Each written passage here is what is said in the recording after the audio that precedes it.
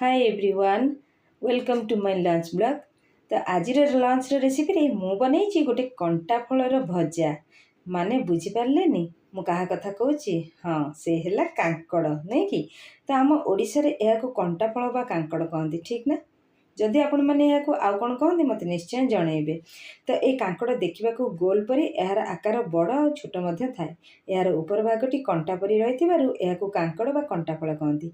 किंतु एथिरे मध्य बहुत विटामिन थाए और विभिन्न रेसिपी एथिरे बना होता है। यह वर्षा ऋतु बेसी मिले। तो आज मत मिल यार एक सिंपल सा रेसिपी आपण मान सहित शेयर करी बोली मन कली। तो ये तो गला कांकड़ कथा। तो एबे आसतु आम देखा ये लंबा लंबा जिनसटी कौन। तो आपण मैंने जो मैंने आम ओडिशार लोक मैंने जानी सारी यहाँ हूँ छचिंद्रा। तो आपण मैंने आपको कौन आउ कहती मत निश्चय जनइबे।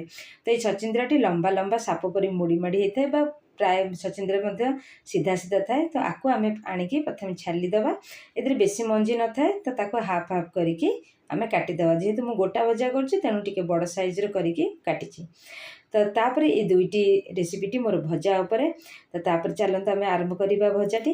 तबे मुझे प्रथम कढ़ई बसी कढ़ई नहीं कि सोरिष तेल पर मुझे पकई पंचफुटण। पंचफुटण विभिन्न प्रकार सीड्स थाए जहाँफल यहाँ बढ़िया हर्ब्स जातीय जिनस तार देहपाई बहुत भल।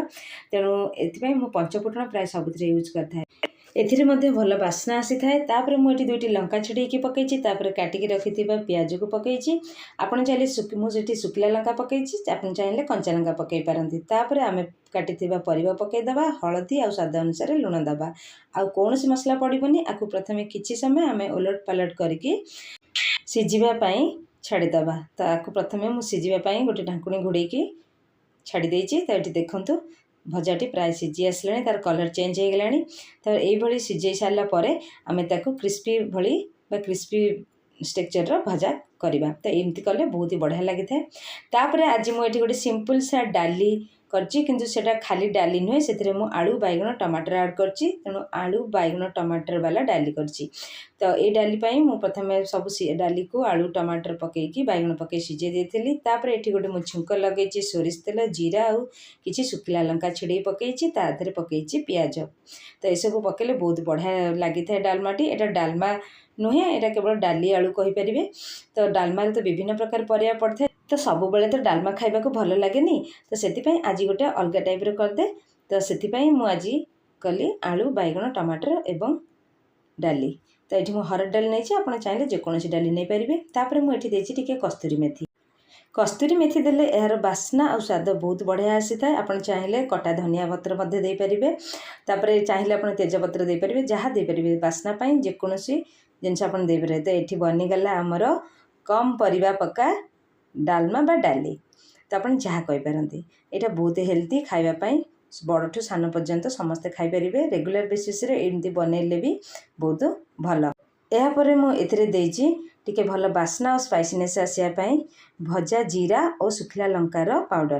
तो यहाँ देले बहुत ही बढ़िया टेस्ट और बढ़िया बास्ना होते जो मैंने टिके स्पाइसी खाया चाहूथे तो एम बहुत भल। तो ये देखो रेडी होगला आमर डालमा बा डाली।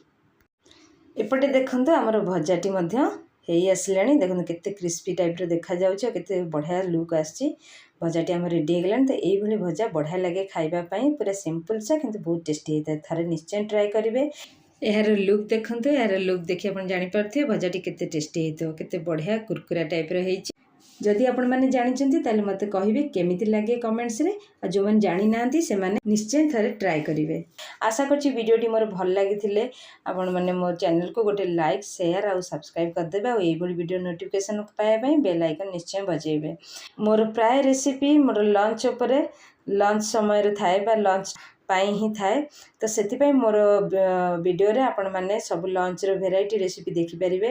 आ सिंपल सहज एवं सुविधार हो पारथिला भली रेसिपी मु आपण माननको सहित शेयर करुची। तो आपण माने निश्चय मो चैनल को फॉलो करंतु और एई भली वीडियो रो मजा उठाय पई मो चैनल को गोटे लाइक शेयर सब्सक्राइब कर दियंतु।